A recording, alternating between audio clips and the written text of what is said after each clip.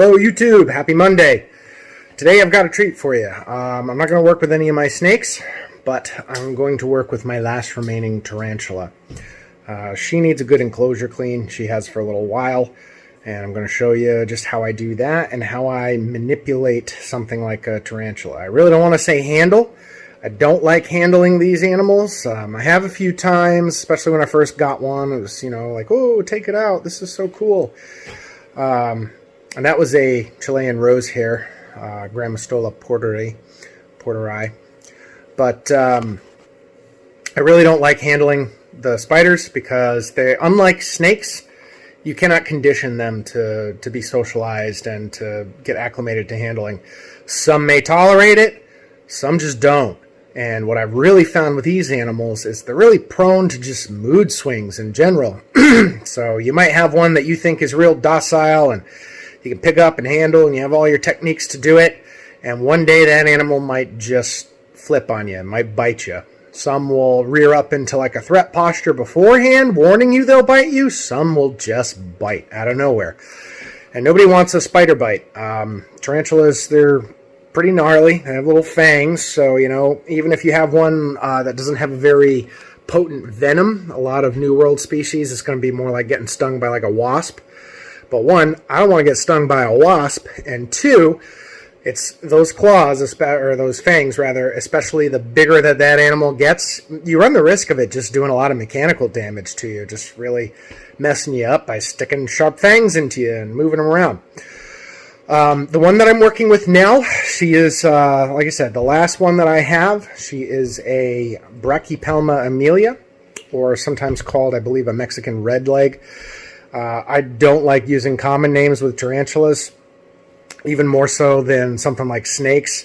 They get real mixed up, and one person that calls their spider an ornamental spider or a baboon spider might be selling you any kind of species, or same kind of thing. You got Mexican red knee, Mexican fire leg, Mexican red leg, all this kind of stuff. So you might just be getting any Brachypelma species that's got orange striping or something on it.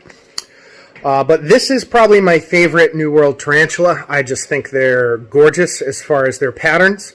And you'll see in a little bit, they have these black triangles on their carapace. They're really cool.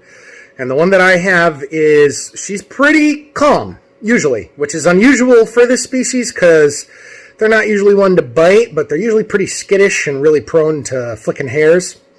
Which that's their other defense mechanism, is they kick the little hairs off their abdomen at you, and they're like little shards of fiberglass. The idea would be if something was trying to eat it, it would kick it down its throat and eyes and really mess it up. But she's normally, I can kind of move her around, give her a little prod, and she'll move without any fuss, any kicking. She's never reared up. I've had a friend handle her before, so she's usually pretty tame. But again, what I'm going to do today is I'm going to show you how I manipulate and move a spider around without touching it. So without further ado, let's go.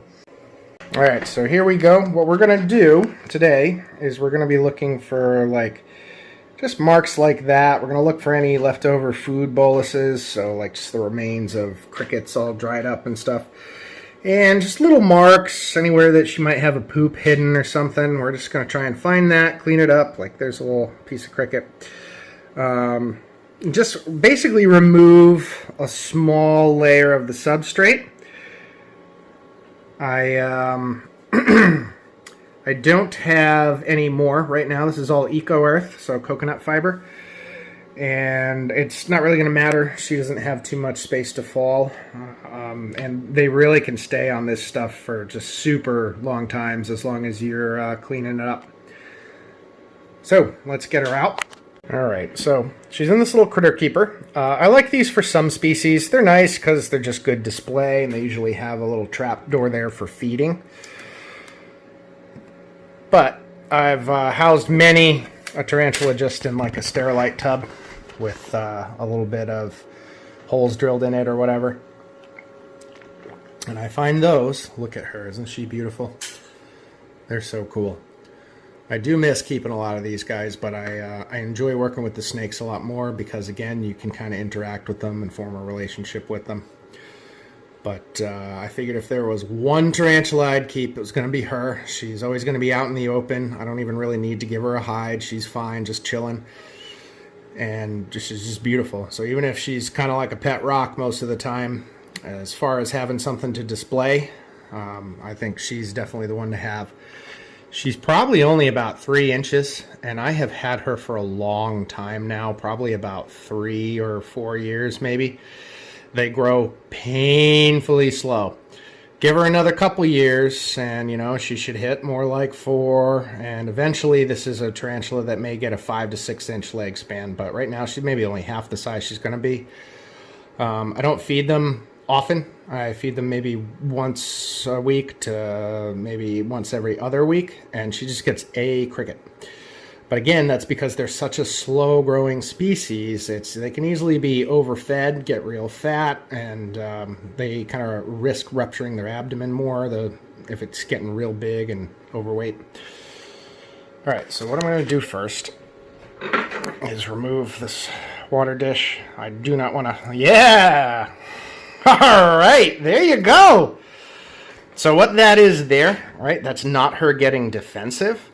But that's a feeding response. She just kind of senses motion in there, and she's going after it as if she can eat it.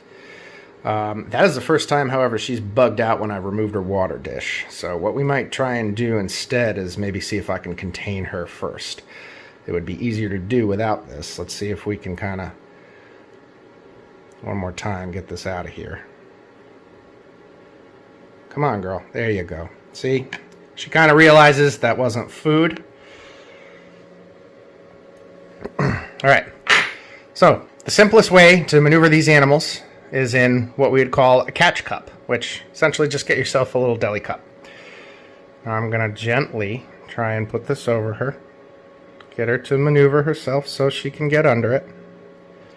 And there I go. I have a contained tarantula. And she's still moving really, slowly, calm. She didn't kick any hairs, so we're on a good step there. And the next thing I'm going to do is I'm going to glove up. Because all those irritating or urticating hairs that I told you about, that's what they're called, she leaves them all over the ground here. So even me just reaching in, even if she doesn't kick them at me, I can get a lot of them in my hands. And the longer that I've had tarantulas, the more sensitive I've become to those hairs. That's kind of usually how it works. You basically have an allergy to it, and instead of having that allergy get better, it gets worse the longer you kind of are exposed to these animals, which was part of why I was debating whether I wanted to keep a New World or an Old World species for my last spider. And again, that's just because Old World species usually, in fact, there's none I really know of, have those urticating hairs to kick at you. However, an Old World species is usually more prone to hide, so you probably see it a lot less. We call a lot of them pet dirt. And an Old World species is going to tend to be a little bit more defensive, a little flightier. A lot of them move much quicker, and they all have a much more potent bite. So even if you could get one that has, the least potent bite of an Old World species, you're still going to be in a lot more pain than if this thing bit you. And I used to keep some species that if they bit you, you might have a couple hours of excruciating pain, or you might be calling out of work for the better part of a week. All right, so the next thing I'm going to do, like I said, we'll glove up, and I'll show you kind of how to just get her out. All right, so I'm all gloved up with these really cheap plastic gloves here. I definitely like a latex glove better, but this is what I've got right now. And right, like I said, what's real simple really about maneuvering them, especially when you got a slower, calmer one like this. She's just been sitting here. She basically has no idea she's even trapped. Is if you were ever a kid and, you put bugs in cups, that's how you maneuver these guys. So all I'm going to do is I'm going to get the lid down under there, and we're going to just slide it under her. And I'm going to see if we can't kind of show you a little bit here. I'm going to rest the phone because I really want 2 hands to do this. So, yep, here we go. We're just going to push underneath. Now, if you can't do this, you can always get just like a piece of paper or something. You just want to make sure that they're not going to get trapped. There we go. If we can even convince her to walk up like that, and now I've got her up on the cup.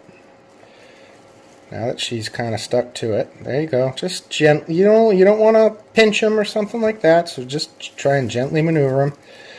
All right, she's upside down. So I want to get her right side up as quick as possible, so I'm going to flip this over. I'm closing the lid up here, but boom, there you go, bug in a cup. So I'm just going to put her out. She's going to chill. She's got enough air in there to last for a bit. You can poke holes in your catch cups if you really think you're ever going to put them in there for long. And now, like I said, what I'm going to do is just kind of scrape this top layer of substrate out. And I'm going to just put it on this paper plate here and toss it. But we're going to scrape, scoop, scoop. Like I said, I want to get everything that's got kind of a cricket bolus in there out of here. Scoop, scoop. So again, I'm removing what looks like a fair amount of substrate here, but she's really not going to lose much depth to it. And again, that's important for these New World species. As you can see, the problem with some of these critter keepers is the wider they get, also the taller they get, and you really got to pile the substrate up high, because these animals, despite the fact that she went upside down there for a second to help me out, they're not really meant to climb. This isn't an arboreal species or a semi-arboreal species like most old worlds can kind of be. They're large, heavy-bodied terrestrial spiders.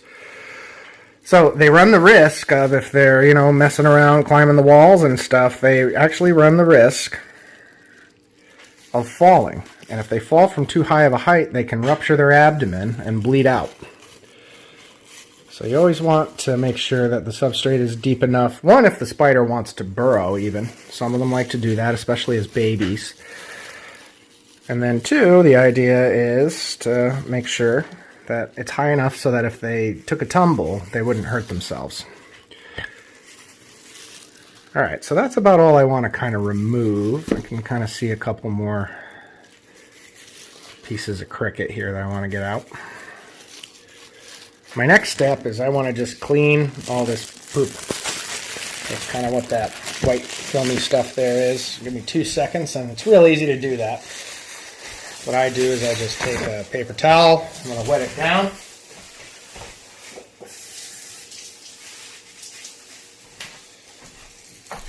And I'm just going to wipe it across there until it's gone. And we'll kind of dig in. If you can see, there's one kind of spot down there, so I'm going to have to remove a little bit more substrate. Just kind of dig around to get it, not even remove as much as maneuver it. There we go. We are giving a nice window wash. There's a big piece there. Spider poop kind of looks like bird poop. And they tend, I don't know how, but they really tend to want to poop all over the walls when they do poop. Arboreal species are real bad with it because they'll poop while they're stuck to the wall. Alright, I'll just put that there. I'm going to dig a couple more spots out. I can kind of scrape it off even.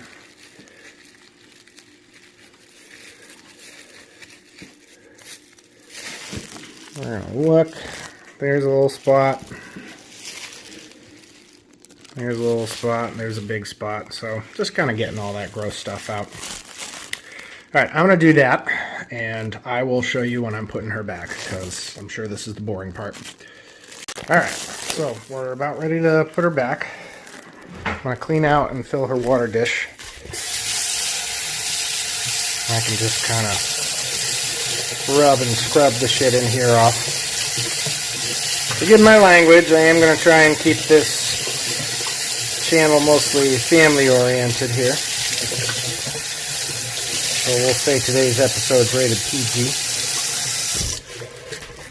And what I'm going to do for this is I'm going to dig out a little hole. I like it right in the center so that I can easily refill it from that little trapdoor window.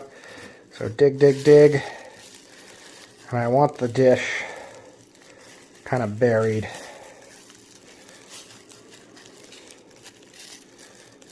A little bit of dirt in there, but it won't hurt her. A lot of times they tend to just fill their water dishes with dirt anyway. So now I got that nice and submerged. I'm going to kind of flatten everything here out. Let's kind of wipe off the window here. Just getting the last of this substrate down. You know, we want this to be nice and clear. I think there's some smudge marks on the outside too, but all right, looking nice. I'll obviously wipe down the table, sweep the floor after this too. Not really a whole lot has gotten out, but it's tough to do this without a little bit of loose substrate.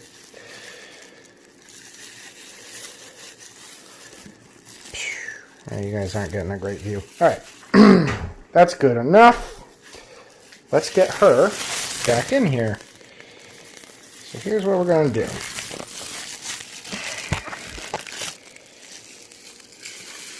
I've got her here in my hands. I've opened up the lid. She's still kind of chilling right at the bottom.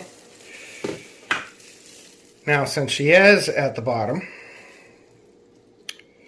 what I'm going to do is I'm going to gently encourage her out of here. I like to use the back side of the forceps here. Give her a little push. Come on, girl. But see what I mean? How I'm kind of bugging her here and give her a little tickle. Come on. What I can do is just leave her in here, basically. Unfortunately, the lid might fit over that. Just wait till she comes out on her own. So I'm trying to just gently scoot her out of here. She is not going to be cooperative today. But see what I mean? How I can do this and she won't.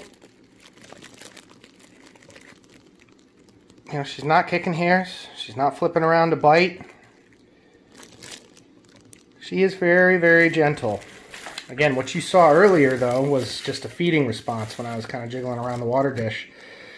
But that kind of goes to show, too, though. Even your calmest tarantula, you know, you might not know what they're going to do. And that would have been an occasion where I did not want to stick my fingers down in there, because she could have bit just because she thought food was there. Again, it wasn't defensive behavior, it was feeding responses. You can get the same thing when you're feeding some snakes and they smell the food in the air and all of a sudden they just spring out of their enclosures at you. Come on.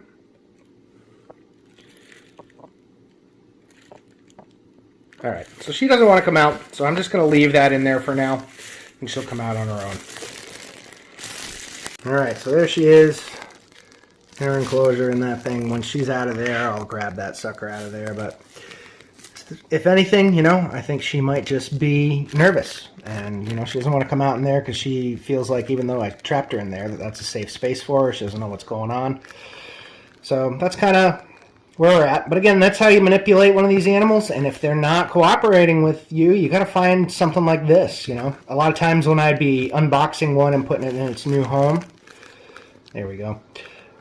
Same kind of thing. I would, whatever they came in, if I couldn't kind of get them out safely, I would just leave them in there and I wait till they come out on their own. Or especially if I'm rehousing one, you know, when my old world species, I'd be putting them in a bigger enclosure, same thing. Whatever cup I had them in, I'd just let them sit there, or sometimes even their old enclosure, and just wait till they come out and then get it out when they're ready. So there you go. There's manipulating tarantula. There's cleaning its enclosure. And there's why I don't recommend reaching your hands in to handle them, because you just might never know what kind of response you're going to get. Defensive, food response, or, you know, they might be calm. But that was the first time I've ever seen her do something like attack that water dish. So again, you know, an animal that I've had for years, boom, new behavior today. All right, guys. I will leave you to your week. Thanks for tuning in. I'm Adam, and I am the Average Snake Keeper.